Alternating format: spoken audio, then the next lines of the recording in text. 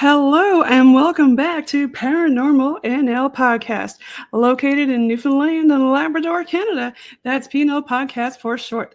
I'm your host and founder, Jen Nosworthy. Thank you for tuning in to UPRN, United Public Radio Network, 107.7 FM in New Orleans and 105.3 FM on that Gulf. For tonight's holiday special on UPRN segment number 28, I've got a special guest from Tennessee, USA.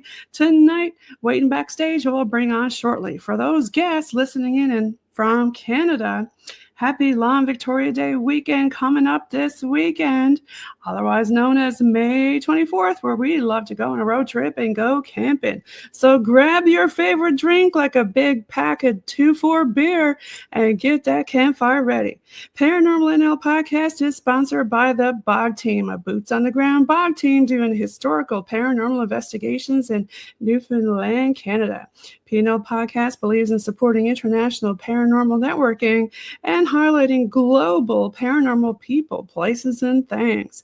If you'd like to be a guest on my show or have a historical heritage building that you'd like investigated in Newfoundland, contact paranormal.nl.podcast@gmail.com and follow PNL Podcast on the BOG team on their link tree, which is Paranormal NL Podcast.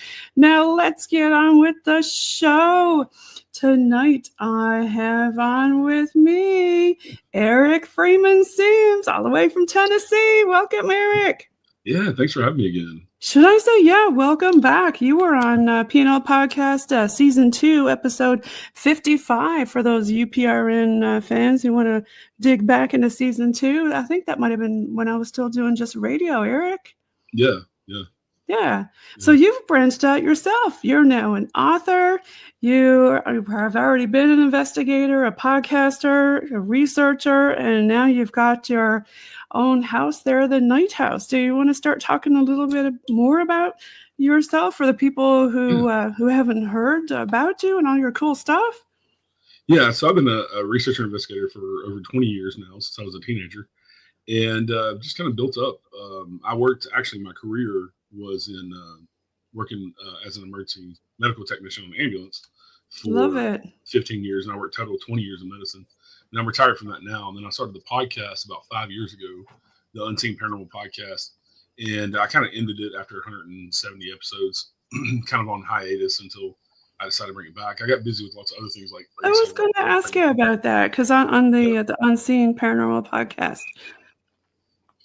Yeah, kind of on hiatus right now. Excuse me. Just got really busy with the book, and I didn't add it to your banner because I know, like you said, you've been super busy with your book and stuff. Yeah. But folks, you can go back and check out his stuff for sure. Yeah, there's 170 guests on there, and we talk about everything in the paranormal, all the weird stuff, and it was fun. Just not that I got burned out on it. It just, like I said, I got busy with other things. You got way too much stuff on your plate, man. I'm also and also got hired as the event coordinator for GoblinCon in Hopkinsville, Kentucky. Right. This October, so I'm planning all of that and booking speakers and vendors and congrats. Thank you. Yeah. And kind of just my experiences throughout life kind of rolled all into what I do now, because I do video production, audio production, and all that stuff. And ever since I was a kid, I always thought that I wanted to be a published author. I just didn't know what it was when I was a kid. And then, of course, the paranormal kind of dominate my life now. That was kind of the natural thing to do. So I wrote Small Town Haunts and Legends of Tennessee. And the point of the book is to find these locations that really nobody knows about, unless you kind of live in the area, or the legends of the area, that nobody really knows about. And just throw it's probably about 70% history too, interesting history with the ghost stories thrown in. And I don't want to say thrown in. Ghost stories are written in there about the locations, but I tried to find places that had an interesting history as well. And it's available on Amazon now. And right now it's free on Kindle Unlimited, I think, for another month. So, I bet that took a while to compile all the stuff that's in there. Hey, Eric? Yeah, it's almost 250 pages. And so it's in 4 different sections. The first section is all the legends. Right. And then Tennessee is divided into West, Middle, and East Tennessee by geographic division, actually. So West Tennessee on one side is Mississippi River that divides us from Arkansas and other states, and then between Middle Tennessee and West Tennessee is the Tennessee River. So the West Tennessee is in between Mississippi and Tennessee, and then Middle Tennessee is divided on the other side with East Tennessee of the Cumberland Divide and Cumberland Plateau. So when I think about Tennessee, Eric, I think about that Tennessee whiskey song. yeah, Chris Stapleton and old. I have to ask you now. I know you wrote the book, and you were talking a little bit about being a medical tech. Did you have a lot of experiences in the medical realm when you were working there? From one medical person to another, did you have a lot of that? Working in emergency medicine, I didn't, because it's so fast paced. Mm-hmm. That if something paranormal did happen, you're focused. Too busy. On, you're way too busy. Because I worked in the ER and on the ambulance, and usually it's just way too fast paced. Now, before I became a medic on the ambulance, I worked nursing homes as a nurse tech, and I did work at one nursing home. That the wing that I worked on was the Alzheimer's lockdown unit, and which that means, for anybody that doesn't know, you have to have a code to get in and out. The doors lock automatically so that the patients can't wander off. And I worked night shift, and this wing of the building had been a nursing home for like 50 years. This was in like 2001, 2002. And so it was built as a nursing home. It had always been a nursing home. So you can imagine like the thousands of people who, unfortunately, were in the end of their lives were there. And it was extremely haunted. It was crazy. We'd walk around in the dark, basically. So we didn't wake our patients up. There were only a few lights in the hallway on. And we'd go. Yeah, what is it about the graveyard shift? Hey, Eric, it's always like super haunted, especially at the place like you mentioned at nursing homes, because most of the people, that's where they ended their life. Yeah. Well, you'd hear footsteps behind you. Turn around, there's nobody behind you. Walk into a room, and there were kind of like, if people are familiar with hospitals and stuff nowadays, they have it looks like a vent, but it's a night light, like in the bathroom, but it shines out in the room. Right. And they have those in every room shining out of the bathroom. And you'd walk in, and we would push the wheelchairs into the bathroom out of the way so we'd trip over them at night. Yeah. And you would see a silhouette of a person sitting in the wheelchair with the light backlighting them. And so it's just a black silhouette, but you turn the light on, there's nobody there. All the patients are in the bed, things like that. One night, the craziest thing that happened to me at that nursing home, one night I was there on the floor by myself. The nurse and my partner, the other nurse tech, had gone to lunch. That's when it all ramps up, right, Eric? You're the only one left on the unit, right? Yeah. And the only light on the whole unit, and it's like a T shape. Right. And so the nurse's station is kind of on the corner, and the only light on in that whole hallway T shape was the nurse's station light. Okay. And but I'm going to go around and do rounds on the patients, because we check on them every 15 minutes. Make sure nobody's getting out of bed, things like that, because there are fall risks and things. Right. And I go to the T in the hallway, and I look to the left, and I see a really tall, skinny, younger guy in a black suit standing at the end of the hallway. And he was kind of backlit by the parking lot lights outside. There are double doors at the end with windows.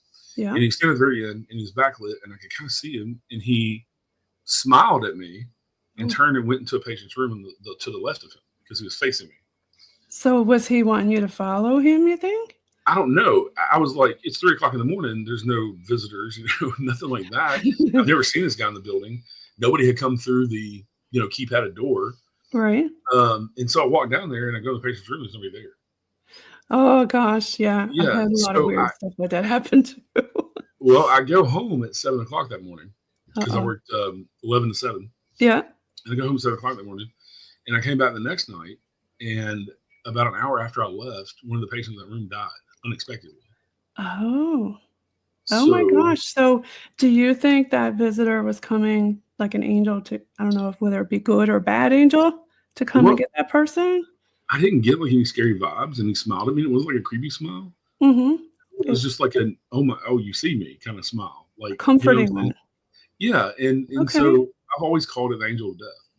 But it wasn't anything bad, And the lady, not to make kind of like that movie City of Angels, right? Where he goes to get people, and they just sit there and hang out and wait for them, and then they just go with them, right? Yeah. And not to make light of death, because it was somebody's mother, somebody's grandmother, somebody's sister, all that. But the lady who passed away was older, and she was end stage Alzheimer's. Okay. And so I just looked at it like, good for her. She's at peace now, type of deal. Right. But we had a lady who she was non-verbal Alzheimer's, end-stage Alzheimer's, and she was bedbound. And and I found this out the hard way, whenever she would yell about the man in the corner, somebody would die within 24 hours, not just on that unit, but somewhere in the building. Oh, wow. And, okay. And the first time it happened, I was like, what do y'all mean somebody's going to die? Well, she's so-and-so's yelling about the man in the corner. And I hadn't heard her do that until this time. And so I was like, okay. And I'm like, whatever. I just kind of blew it off. Right. Because I was young and naive and not as much experience now as I do with the paranormal. Right. But inevitably somebody ended up dying within 24 hours. And she would keep doing it every night, all night. And usually the deaths would come in threes. And so you have 3 patients somewhere in the building, all over the building that would die. And we had, I think, 150, 175 patients in this nursing home. It's pretty good size. And once it was over, she was quiet. Interesting, right? Yeah. So she could probably sense him for sure. Yeah. What is it about always in threes? I don't know. Yeah, that's something that's always been weird to me too. Yeah. 100%. Definitely. I'm sure you've had a lot of spooky stories that you've told a lot of different podcasters and stuff, but what's your one that sticks out in your head that you had happen to you? The angel death one was a big one because that changed my view a lot on paranormal and religion, I guess, in a way. Didn't really make me religious. I'm agnostic, but made me believe more, that maybe there might be something. Yeah. And that there are, at least spirits that come to ferry us to the other side, type of thing. So, but it kind of opened my eyes to a lot more of the paranormal. And I think also in the medical field, Eric, really, unfortunately, get to deal, with death and stuff a lot and see that and hear a lot more of that. Yeah. Yeah. And I think it made me more comfortable with the paranormal too. Just because that was a comforting thing. It wasn't a scary thing with this guy, Yeah. And so, but that was a big moment. I've had so many experiences. I mean, even with the night house, I'm it now. Every time we're there, it's things happen during the day, in the middle of the day, at night. It's just all day, every day. And they kind of got used to me. So when I go there and talk to them, things happen. We hear voices, and they respond to me. And so I've been told by a couple of medium friends who've never even been at the house, all they've seen is pictures of the house, that they're growing pretty fond of me. So, do you want to talk a little bit more about your house and how you got it started and everything? Yeah, so we are coming up on owning it for a year. We bought it April 24th of last year, and it was just kind of on a fluke. It wasn't even a serious conversation at first. I was having a conversation with my investigative partner Austin and one of my good buddies, and we were talking about maybe eventually owning our own location, and got to look in, and you know how Facebook listens to you. So this group pops up. This group pops up of old houses, $50,000 and beyond, and old houses, $100,000 and beyond. Right. And what they do is they post from all over the United States. They post houses that are old that need somebody to buy them and save them, basically. And they're as cheap as $50,000 or less. And so I love that people, restore historical houses and things like that, because it really needs to be done to keep the history. And so your house is beautiful. Thank you. I started looking and seeing how cheap they were because they needed work, and people don't. It takes the right person that wants to put the work in, And we went and looked at this house, and it's Hopkinsville is about an hour and a half from where we live. We actually live outside of Nashville, and Hopkinsville is right over the border into Kentucky. And we went and looked at it, and we drove home talking about like we already owned it. And we ended up looking at several other locations and liked them, but the night house just stuck out to us. We got a really good deal on it. It sits on 3 acres in the middle of town, and it's a 5,600 square foot, 210-year-old mansion. Yeah, it's gorgeous. It's the oldest standing structure in the entire county. And it's one of the top 20 oldest standing structures in Kentucky, the whole state. Wow. It was built in 1815, and it's always been a private residence. Don't know who built it. We pick up the first owner on record that we found so far in the research, was in 1844. Was a man named J.P. Campbell, and he sold it. It's when he was selling it to, and it's on his name's on the deed. So we don't know if he built it, because he was a big guy in the community, big real estate guy and an attorney and stuff. So, but yeah, we've done a lot of work on the house. Yeah, there's a lot of work that y'all did. Yeah. We kind of got shut down by the weather with winter coming in and all that stuff. So we're getting back on it here very, very soon. We've had so much rain here lately, flooding and things. But the next step is to paint all the columns and fix all the woodwork outside. So it'll be nice and bright white again and back to its former glory. But we call it the Knight House because the Knights bought it in 1860, and they raised all 7 of their kids in the house, and they owned it. The Knight family owned it until 1945. Owned it and lived in it until 1945. So for 85 years, they lived there. Excuse me. And so they have a predominant history. But the crazy thing is with J.P. Campbell, the Wares, the Wadills, the Knights, and the Rogers, it's only been 5 families who lived in the house in 200 years. The Knights lived there for 85 years, and the Rogers bought the house in 1948, and they lived there until 2014. So almost 65 years. For them. Okay. So predominantly those 2 families, take up the majority of the history. J.B. Knight, the father, the head of the family who bought the house, he was a real estate magnate. He was an attorney, but he bought and sold real estate. And in the 1850s and 60s, he was worth about $40 million in today's money. Wow. He owned thousands and thousands of acres. The house originally sat on 300 acres. And that's a lot of acreage. Yeah, especially right off downtown. So when you bought the house, did it come with all that acreage? Or it came with the 300 acres, and it came with 11 enslaved people. Wow. The Knights were not big on slaves. They only had 5 house slaves when they moved into the Knight house, and the rest of them came with the property. They were not farmers. It was never a plantation. They only farmed to feed themselves. And we actually have found evidence that it possibly could have been on the Underground Railroad. The Knights could have been running the Underground Railroad through the house. Still looking for more evidence to prove that, like solidly prove it, but there's lots of things that point in that direction. So interesting. Have you had very much activity in that realm, shall we say? Activity as far as what? With some of the folks who used to live there, or maybe even work there. Oh yeah. There's that's all that we've come in contact with. Because, the people apparently love this house. I mean, for that one family to live for 85 years, another family to live there over 60. Yeah, they love of the house. And did you find any graveyards or anything on the property? So they're so close to downtown Hopkinsville.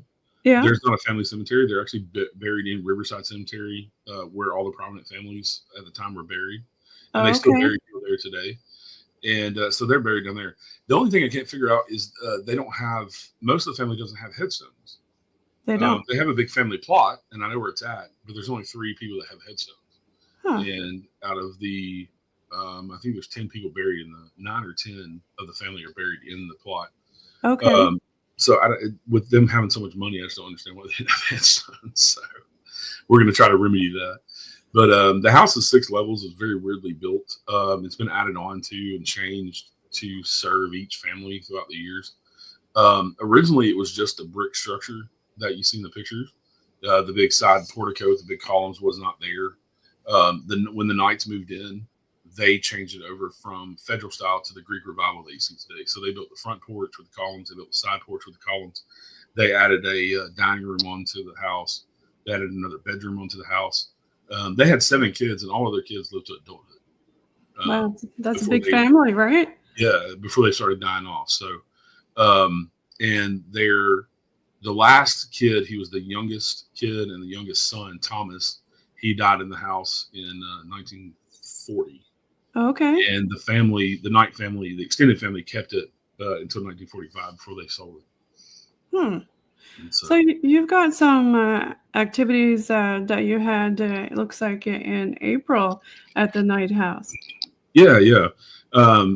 We're going to hopefully start doing this as a regular thing every few months, but an afternoon with authors where we have authors in the house that are telling history and hauntings from around the area, or like my good friend Centrator Hill, Signs from Beyond. She's bringing out that second book here very soon, I think this fall. But she collects stories from people about signs of their loved ones, coming back and talking to them. The other guest that we have is Pat Fitzhugh, and Pat Fitzhugh he's written 4 books on the Bell Witch legend. Oh, okay.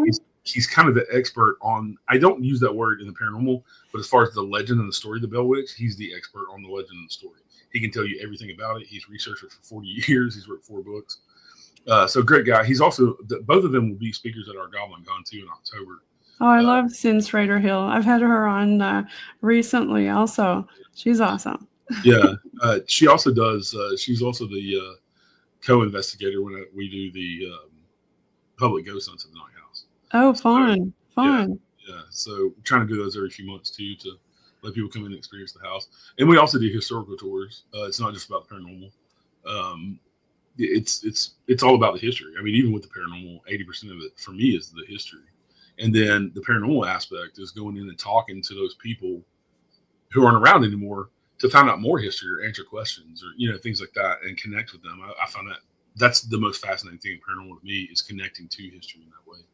Do you use old school techniques, Eric, when you do your investigations, or what do you find a house responds to most? We found when we started last September, letting teams in, and of course I went in and investigated with some people first a couple of times, and there's kind of a learning curve because, like I said, it's always been private residence. There's never been a paranormal team in there, but the previous owners had paranormal experiences, lots of them. Even the neighbors would see things in windows, experience things on property, see people that aren't there walking across property, things like that. So lots of that I heard of. And so it was kind of a learning curve to get them to communicate in a way, because they're just not used to the techniques we use, I guess, like the knocking and things like that. But I'm very old school. I don't use a lot of equipment. If I use equipment, it's something that I can take the human element out of. For example, like REM pods. And I don't ever tell anybody what to investigate with, what not, because I don't know either. I don't know, it's just my best guess like everybody else. But for me, REM pods are too fallible. There's a little round, round things with antennas coming out that beep, makes loud shrieking, beeping noise. If you have a walkie-talkie, all you have to do is hit the mic button. You don't even have to talk in it. It'll set it off. And you can be 3 rooms away. So my thinking is, if that frequency of that mic, that walkie-talkie will make it go off, then if we're only 2 miles from the interstate, truckers have really powerful CB radios. They do. They'll go hundreds of miles. So why couldn't, yes, we're asking questions and it's going off, but it doesn't mean that it's something else is not influencing. That's the thing with electronics, right? You don't know if that's exactly what's causing it, or could it be something else in the environment, like you said. Right. So that's why I kind of like the old school stuff more. If you can get that where you're at. If you're outside, that's sometimes kind of more hard to do. If it's like I don't know, raining or really windy and stuff like that, right? Yeah. But a lot of contamination. It's easier. Yeah, but I'm definitely a video audio person. I do like the cat toys that light up because I've seen them. I've had them go off on their a lot. own and things, But then at the same time, I found sometimes that can be kind of sensitive if there's people walking around with like heavy boots or something like that, right? But I have seen them just go off without anybody walking around and things like that. Yeah, we were investigating the most incredible time I've ever seen one of those go off is we had a public ghost hunt actually that I was hosting with some friends at a museum, and had these big glass cases, but they're on a concrete floor. So you walking around is not affecting this whatsoever. Right. So I'm talking to the group that I'm leading, and I set one down on that glass display case. Right. And it sat there for 2 or 3 minutes, and my back was to it. And they were like, hey, that thing is going off. And I turned around, it's actually rolling around in a circle. The cat toy was. Oh my gosh, I love it. And then it stopped and settled down. But it had been sitting there for a good minute and a half, 2 minutes before it just started rolling in a circle. And so, pretty crazy stuff. Did you ask it to do anything like that, or it just started going nuts by itself? This area of the museum, they believe that a mother and 2 kids hung out in this corner of the museum for whatever reason, whether it was their something they were attached to was there or what. And so I'd put it there for the kids, if there's any kids here. And so I think that's what it was they were just curious about it because they, it lights up when I set it down. It was lit up and then it stopped. And yeah, it was rolling around in a circle. Did you ever get any hitchhikers go home with you?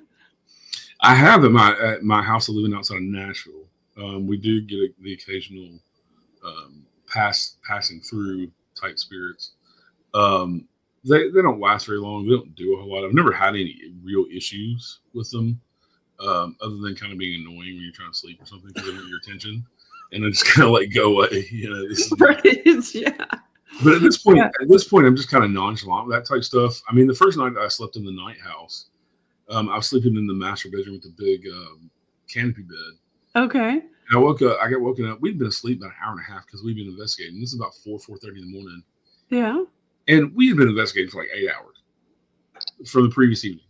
So they had plenty of time to get our attention, to bang around and all that stuff. And so I woke up out of a dead sleep, what sounded like a door slammed. And it was loud. And I thought, my buddy also was sleeping in the room next door. And with the old wood doors, they're really heavy and they're really easy to slam. I thought he'd gotten up to go to the bathroom. The bathroom was right beside the bedroom I was sleeping in. Now, he's just snoozing in the bed. There's nobody in the bathroom. It's just the two of us in the house. And then I heard like somebody moving around in the room. And I'm like, no, you had your chance. I'm going back to sleep. Leave me alone. I'm going to bed now. Leave me alone. But it's like 8 hours. You had your chance to make noise and talk to us. And the crazy thing is I have 8 cameras throughout the house that are always on, and they're do you have them on I was going to say the night vision, or? Yeah, they automatically switch over to night vision. Yeah. And they alert me on my phone with any kind of movement or sound. Okay. Yeah. And that master bedroom, man, the camera goes off all the time, and I moved it around the room, and it sounds like the noise is behind the camera, but it sounds like somebody moving furniture around and banging and slamming drawers and opening doors and drawers, and you'll hear mumbles every once in a while. Right. But there's a camera on the other side of the wall in that other bedroom. Yeah. It does not pick up the same sound, but as loud as the noises are, it should. Interesting. So it's really weird how, and the same thing happens in the parlor. We've had some really loud noises in the parlor. One night we had, it alerted me, and there were lights on in the parlor. Yeah. Some of the lamps were on, so it wasn't in night vision. But we heard on the recording, you can hear 8 bangs in a row. It sounds like somebody's hitting someone with a hammer, 8 in a row, 8 times in a row. And then you hear a voice say, "Nobody's home," and it laughs. Well, I have a camera on the front porch, and I have a Google doorbell camera on the back porch.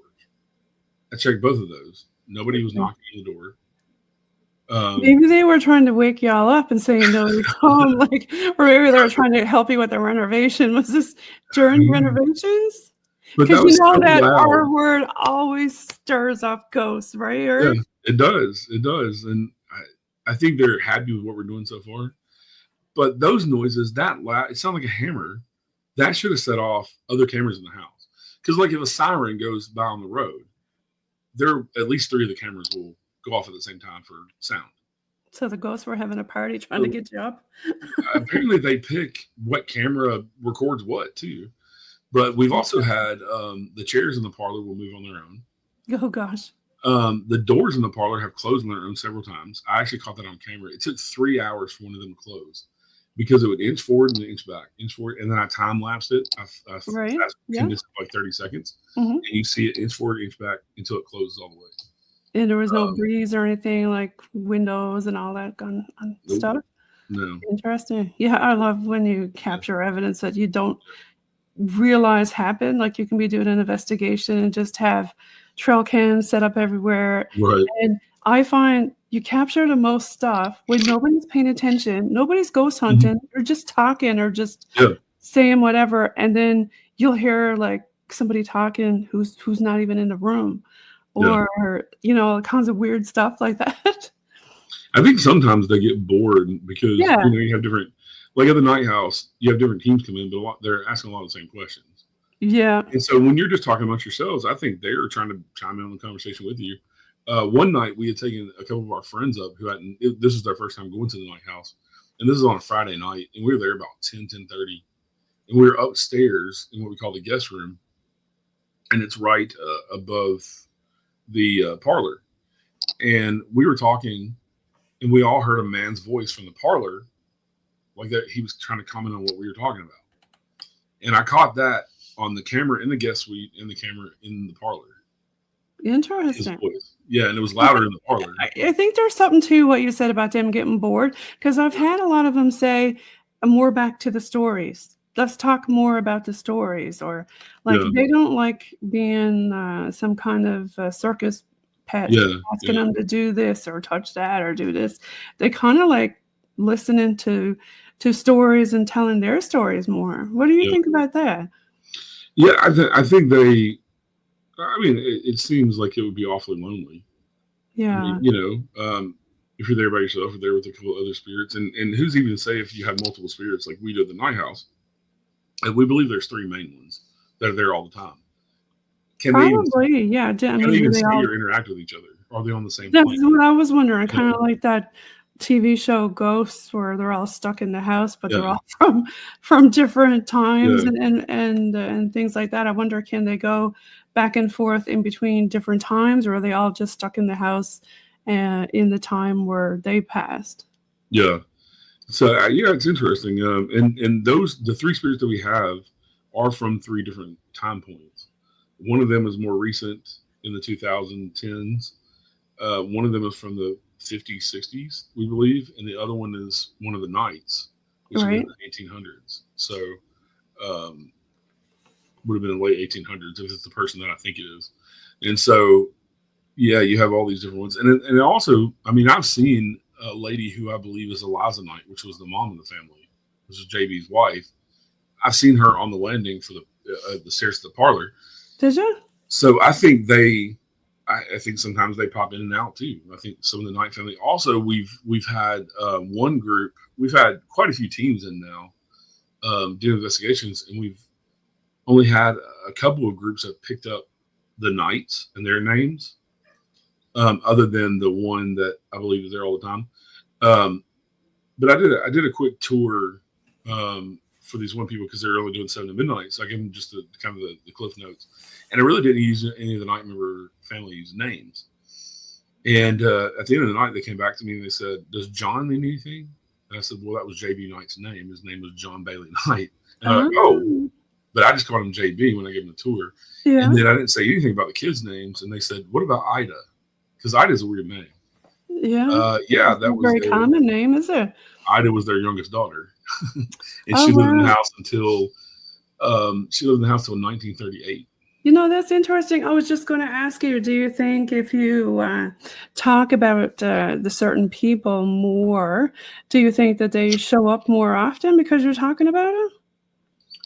I think it could bring them in, to see because they're curious. But I think the Knight family's curious anyway because they seem to be the ones who did the biggest renovations on the house. Okay. Up until the owner we bought it from. The owner we bought it from bought the house in 2014, and they did a lot to it. Yeah. But they did they didn't do a lot of cosmetic stuff. They did a lot of structural stuff, things like that, updating electrical, plumbing, things like the bones part of it, to where we finished that part of the stuff that they didn't get to finish, to where now we're on to the cosmetic stuff. Have you asked them, do they like what you did? I think so. They haven't shown me that they don't. The last time that I asked them to give me a sign if they like what we're doing, I was actually leaving the house. I was there by myself. And I was leaving, and I come walking through the dining room. Right. When you come out the dining room into the house, you come into the foyer that opens up to the side porch. Yeah. And I was fixing to leave, so I was telling them. I always tell them hi when I come in, good morning, talk to them, and I always tell them bye and tell them when I'll be back. And I just happened to say, I said, "Well, on the cameras tonight, give me a sign if you like what we're doing with the house," because we had just finished the kitchen ceiling, and we actually put real wood plank ceiling in it. And they didn't wait. As soon as I said that, there was a big loud knock that came from behind me in the dining room. And no explanation for that. The house really doesn't make noises, like settling noises. It's been there for 210 years. It's not going to settle anymore. But you know what I'm saying? Like when you sit there, no, you can sit there by yourself and it's completely quiet. The only time it makes pops and cracks is when you walk through the house, and that's the wood resettling after you walked on the wood floors or the wood stairs. Right. Yeah. But other than that, if I'm just sitting back in my office in the quiet, the house is quiet. You don't hear those type of house noises. At night, it's completely quiet too, unless the ghosts make a noise. We actually tried an experiment because we think that the Rogers family, who lived there from 1948 until 2014, they had a domestic servant that lived with them that they paid, a older black lady who was the nanny for their three kids, and she lived there in the house, and she cooked and cleaned and did all that. And her name was Georgie, and we believe she's still in the house. And so we did an experiment because I had one of my medium friends tell me that she did not like the way that I made the beds. Because really? Go away. And that she's always coming behind us trying to tidy things up that she doesn't like. So my husband, Roger, who you showed the picture of me and him a minute ago, right. He said, let's try this. Let's open all the doors and drawers of like the cabinets, dressers, the buffet, the China. What did they do when you did that? And leave. And we did because we were leaving. And we weren't coming back for a couple of days. The cameras went off nonstop with bangs from every room in the house. Like she was not happy that we did that. We go back 2 days later and we shut them all. Yeah. It all stopped. It was quiet for 4 or 5 days on the camera. Oh, wow. She did not like that. Yeah. She apparently kept a very tidy house and wanted to stay that way. And how dare you leave all these doors and drawers open? So, I think I've seen other people try that, and they did get some reactions out of the people or the house. Yeah. I did an accidental experiment. Excuse me. For Halloween at clearance at Lowe's Home Improvement, there's it's a stack of books, and then it has the Thing hand from Addams Family. Okay. From the Wednesday show on Netflix. Yeah. And it's like life size. Yeah. And it's motion censored. And when you set it off, he taps his finger like Morse code, like he does on the show, and you hear Wednesday's voice telling you what he's saying. Well, at the end of it, one of the bookends flops down and a spider jumps out at you because it's Halloween prop. Right. Well, I left it in the foyer on the table, on this round table in the foyer that has a fire base on it, and I left it there and forgot it, and it was on. And there's a camera in the foyer that points right across there against the whole room. And that thing went off at random times until I went back in there a couple of days later and turned it off. Yeah, it's there was no rhyme or reason to it. It wasn't because the sun was casting a shadow. It went off at 1 o'clock. Somebody was there playing with it. 4 in the morning. Yeah. And we just had a team in a couple weekends ago that had one of those bells that's motion. It's supposed to be like, it's not even motion sensor, it's something like sonic. So it's like the movement of the air when you walk by or something. I don't know. It's something weird. Right. But that thing went off a lot. And the thing is, it would respond to them. They left it in the foyer on the table. And they would walk by and like wave at it, and it would ding. Oh, cool. And there's no way for it to go off that way, from what I understand. Yeah. It's like did they try SLS after that to see if they mapped anybody? Or no, people don't believe in SLS, but other people's do.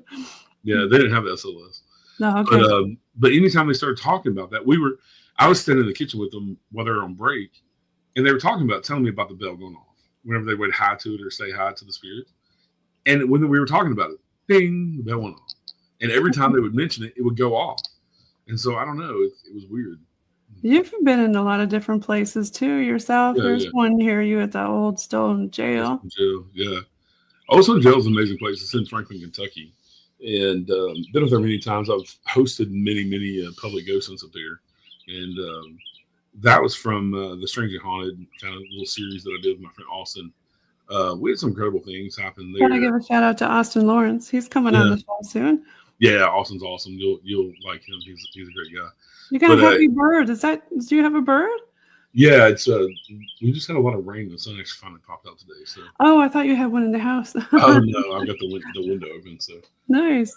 All the Tennessee birds are chirping and they're flying back from the winter. So, but yeah, me and Austin did a little documentary series and had some incredible things happen. The Old Stone Jail was pretty crazy. I've investigated there many times. That's actually the Old Stone Jail is across the street from the museum I was talking about that the cat ball rolled around on the case. Okay. In that video, we investigated both of them. And yeah, the museum's quite interesting as well. Yeah, you've done a lot of different things. Let's see. I was going through your stuff there, and Strangely Haunted. Did you want to talk a little bit more about that? Yeah, so it's a little documentary series that we started. Like I said, me and my buddy Austin, we film all of it, we edit all of it, do it all ourselves. It's kind of on hiatus. He is filming his own TV show right now. So Strangely Haunted is on hiatus. We took a break also because I was finishing the book and getting the book out, and he started a TV project that should be out, which he'll talk more about that with you. But yeah, he started that while he was waiting on me to get on with my book. So hopefully we'll get back to Strangely Haunted at some point in time.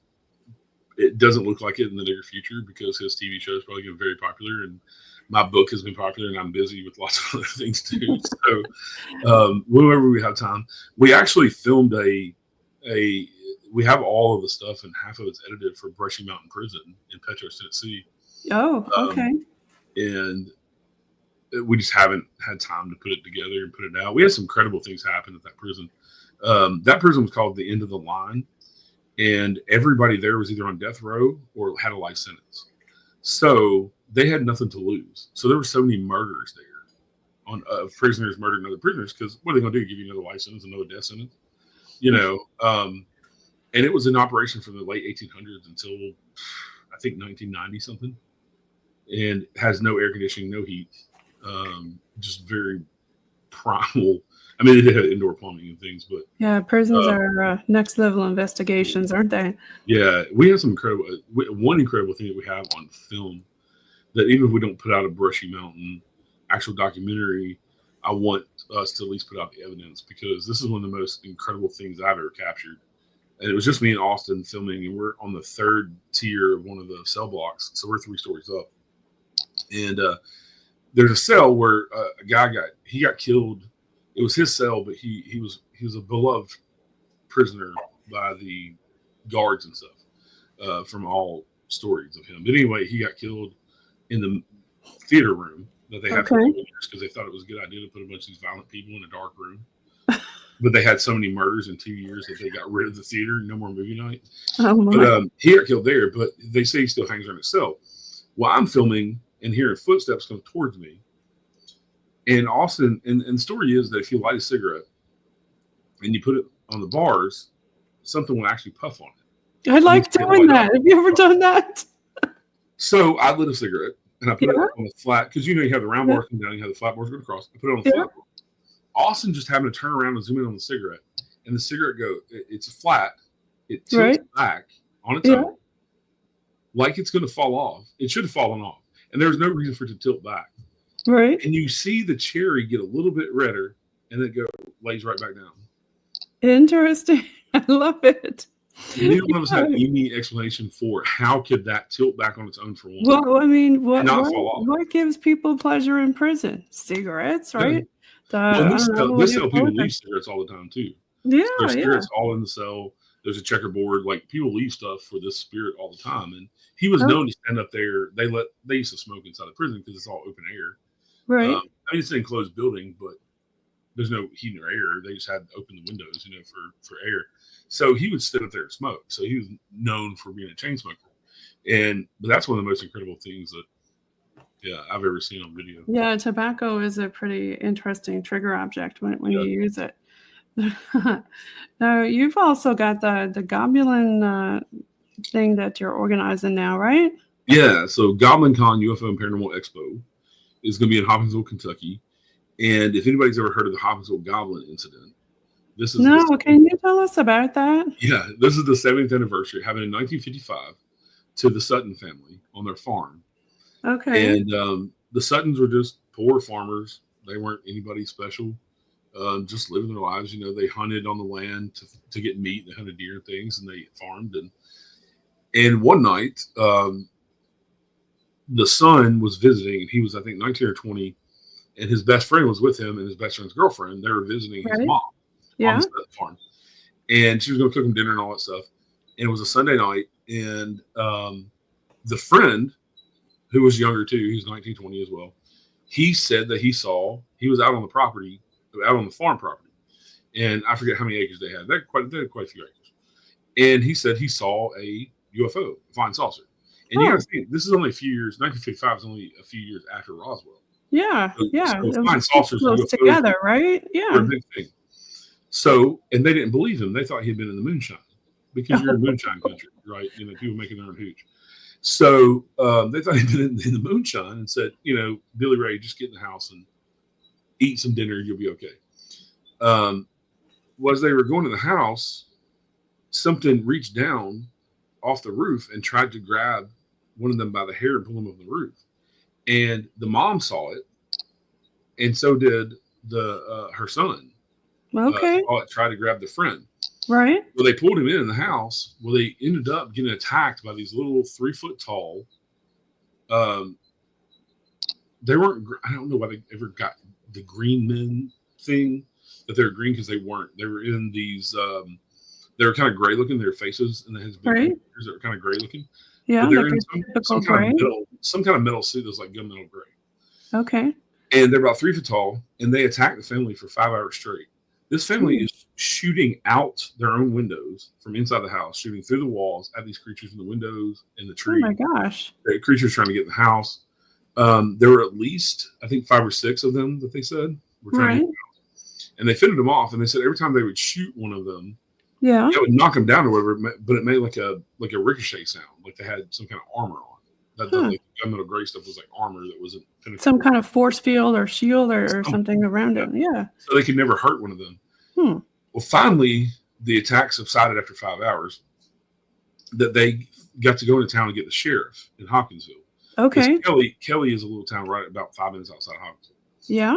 And they got the sheriff. The sheriff came out and investigated, and he could find no reason not to believe them. And so he did his investigation. You know, he had deputies come out and they did their investigation.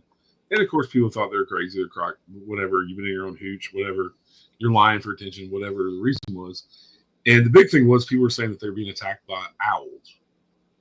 Owls? But that don't make any sense. Why would you shoot a gun at an owl, right? Well, and also these people are country farm people. I mean, these are people who are going into the woods hunting their own food. They know what's in the woods. They know what an owl looks like versus an alien. Exactly. Yeah. And so the sheriff and everybody leaves, and the sun still hasn't come up yet. And the family decides, okay, we're going to try to lay down, because the mom who owned the farm, Miss Sutton, she still had 3 or 4 small children that were between the ages of like 8 and 12 or 13. Okay. Lucky Sutton, her son, was like the oldest or whatever. He was already probably 18, 19. Mm-hmm. And so the kids were scared. They were hiding under the bed while this all was happening. And so she tried to calm them down, get some sleep, you know. Yeah. Well, the things attacked again. Oh, no. And they fended them off. But when the sun started coming up, the aliens kind of booked it out there. What I've been told is that the spot where the spaceship landed, nothing would grow, not even grass. That's a popular event, right? When something lands like that because of the radiation, right? Yeah. So we're celebrating the 7th anniversary of that incident that kind of put Hopkinsville on the map. A lot of people know of that. Well, even if they don't know about where Hopkinsville is, they've heard of Hopkinsville goblins. And 2 weeks after that happened, the mom sold the farm and actually moved into an apartment in Hopkinsville because she was so afraid they would come back. And also, people were trampling all over their land, stealing everything as a souvenir. Oh, no, that's too bad. Yeah. Also, it's one of the cases that the Air Force came out. The Army came out because Fort Campbell, 101st Airborne Army Base, is 20 minutes from Hopkinsville in Tennessee, half in Tennessee, half in Kentucky. And the Army actually came out and investigated, but they never denied that it happened. Like they would put out statements of like it was swamp gas. They saw this. They were in their own liquor or whatever. Right, they always kind of this crazy. It was like Roswell. They said it was a weather balloon. Yeah. They never come out and made a statement one way or the other about this. Interesting. Interesting of its own. Yeah. Yeah. So they probably know what happened, right? Yeah, but there's a lot more to the story. Like one of the reporters separated 3 of them and had them do sketches. All the sketches match. If you go and look online, you can see the original sketches. They all look very similar.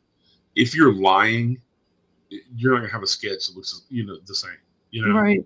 Things like that. And all the stories line up. And so Geraldine Sutton, who's the daughter of Lucky, the son that was there, and it was her grandmother's farm. She was not alive then. She did not hear the story from her father until she was 8 years old. and didn't even know it ever happened until she was 8. And so she's kind of carried on the family story to make sure what this crazy thing that happened to her family is not forgotten. So she's working on her 4th book now about the incident. And she's going to be one of our speakers. She'll be on the UFO panel. That should be interesting to have her speak. Yeah, and hear it straight from her, and her tell all the details and stuff that she was told from her aunts and uncles and her dad. And we're also doing workshops, so it's not just going to be you sit and listen to speakers speak at you. We're going to do some workshops, 3 or 4 of them, where you can actually come and learn how to investigate. We're going to do ghost hunting 101, cryptid hunting 101. So if you are just curious of how people ghost hunt or go out and look for Bigfoot, you can come and do those workshops. And those are interactive, so the audience can ask questions, and it's going to be like a class where it's back and forth between the speaker and the audience. And then I always like to promote paranormal tourism. So folks, if you're going to be in the area in October, you definitely got to go check out his GoblinCon and also the Night House in Kentucky. And you can find out more about GoblinCon at GoblinConKY.com. And the Night House is the Night House, KNIGHT, KY.com as well. And yeah, it should be a good time. It's a 2-day expo, and we've got some paranormal celebrities people see on TV, and a lot of really, really cool people that are going to be speaking. We got a lot of cool vendors. We've already got booked as well that do some awesome artwork and other things that are paranormal themed, paranormal like stuffed animals and this incredible artwork that some of them do is very lifelike. And we even got a lady who does paranormal themed. I forget what they call them, but the things you hang in your car that smell good. Oh yeah, the air freshener. They have a certain name for them. Yeah, but the air fresheners for your car. Right, they have a weird name for them. But she makes like Mothman ones and like Goblin ones, and That's the great thing about when you go to these cons, right? The festivals. You never know who you're going to meet or what you're going to find there. There's all kinds of cool stuff to see and do. And I love the paranormal tourism part of it. So, do you have your own bucket list for paranormal tourism? Someplace where you'd like to go that you haven't been? I kind of hit a couple of them the past few years. Went to Gettysburg a few years ago, and also went to St. Augustine. And I've been to St. Augustine, Florida, many, many times, but I never investigated. And I got to use the podcast. I kind of took it out on trade with one of the tour companies. I got to go do private paranormal stuff with one of the tour companies, and they got to be advertised on my show and all that. So that was nice, and they're awesome. They're great people. I'm still in contact with them today. But so I got to do a lot of the stuff in St. Augustine, Florida, which is the oldest city in the United States. And of course, Gettysburg is world famous for being this huge Civil War battle and movies and things. So that was amazing as well. As far as bucket list, I think maybe some things in Washington D.C. would be interesting. Like some of the monuments, or well, some of the historical places, like even in like Philadelphia, where like the Constitution for the United States was signed, and the Declaration of Independence and things like that. But like in Washington D.C., I guess like Ford's Theater, where Lincoln was shot. Some of those places, some of the hotels that are still open, where all of these famous American presidents and like these not just American presidents, but like diplomats from all over the world have stayed there, had these scandals happen there, things like that. Just interesting. There's a lot of places around the world, that's for sure. And we've got the oldest city here in North America up here in Newfoundland and Labrador and St. John's. It's a very old city. So if you like old places, come visit us. We got all kinds of old stuff up here. That would be very cool. I'm a huge fan of Curse of Oak Island, and I think that whole area north is beautiful up there. All the Atlantic provinces over here. We got a lot of old, scary stuff up here, 100%. And lots of places to go camping on your May 24th, the long road trip weekend. Lots of paranormal stuff you can do all over the place. Hey, happy Victoria Day to all of my northern neighbors. Thanks. Well, thanks so much again for being on the show. Do you want to give some shout outs to your fans and tell the fans again on some of your events or any other things that you want to throw out there? Anything about your book or? Yeah. Like I said, the book is free on Kindle Unlimited for the next month. So if you have Kindle Unlimited, you can go check it out for free. And this is gonna be a book series. So the next one is gonna be Kentucky. And then Okay. so we'll see where it goes and see where it leads. That was going to be my next question. When's the next book going to come out? Are you I'm starting to work on research on it? I'm trying to get it out by the end of September. So, oh, nice. Okay.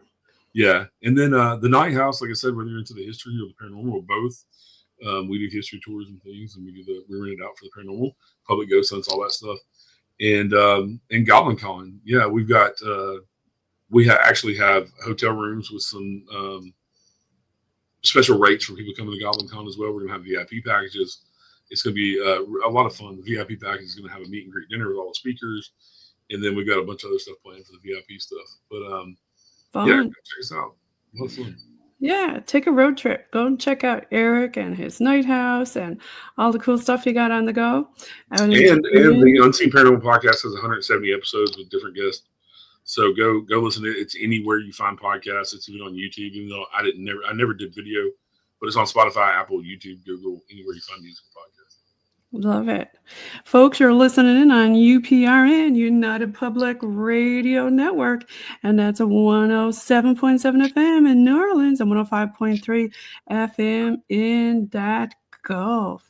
And UPRN is a 30-year-old award-nominated FM station with a large podcast division that calls New Orleans home and brings the absolute best productions in various genres, which include, but are not limited to, metaphysical, current events, lifestyle, sports, holistic, politics, and news. And the network has a wide range of shows that collectively delve into high strangeness topics like the paranormal, ufology, cryptozoology, ancient technology, civilizations, esoteric, supernatural, occult, conspiracy theories, and the unexplained and out of this world.